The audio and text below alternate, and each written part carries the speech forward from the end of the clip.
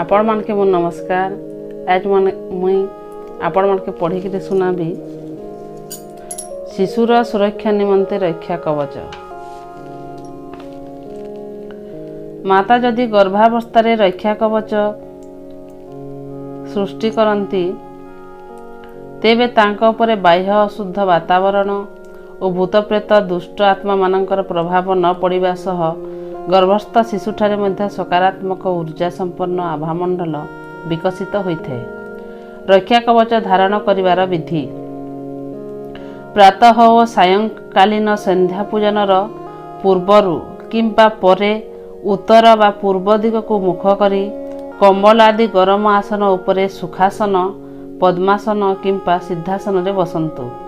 मेरुदंड सीधा और नेत्र अर्धनिमीलित रहो।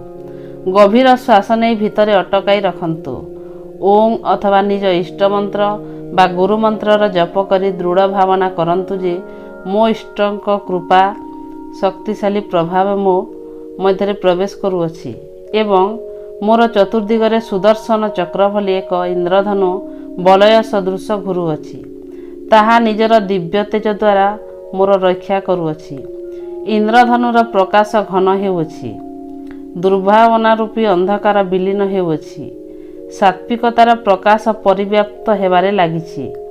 सूक्ष्म आसुरी शक्तिमानक ठारू मते रक्षा करिवा पई सेही रश्मि बलय सक्रिय हेउछि।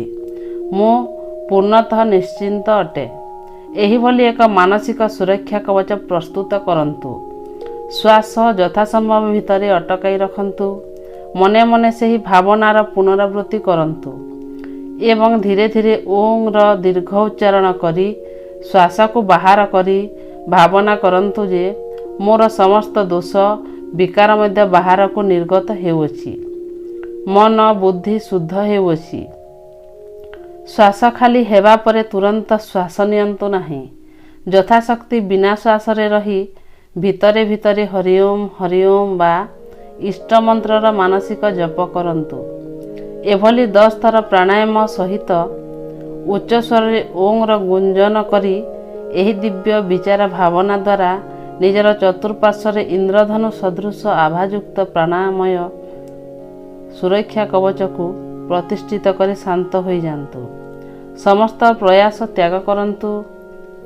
किछि सप्ताह एहा करिवा परे आपणक लोमर उपरु जो आभा निर्गत हेब ताहा एक रक्षा कवच सृष्टि होइजिब जहा आपणक गर्भ को सुरक्षित रखिब।